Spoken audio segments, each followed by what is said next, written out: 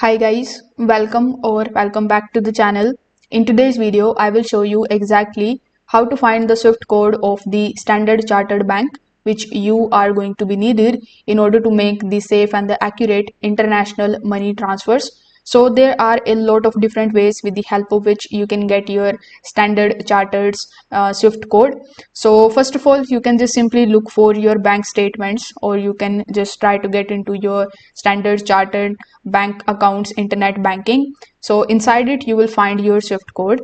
You can also just try to contact to the Standard Chartered Bank's customer support team, and you can get your SWIFT code from them. You can also come here on this website, which is bank.codes, which is powered by Wise. Over here, first of all, you will have to select your country in which your Standard Chartered Bank is available. For example, it is available in India, so I'm going to be selecting it over here. After that, you will have to search for the Standard Chartered Bank, then select your city and select the SWIFT code option, and now it is going to show you all of the information about the SWIFT code, the addresses, and a bunch of different things. So you can use these details in order to make your international transfers. If this video helped you out, make sure that you like this video and subscribe to the channel. Thanks for watching.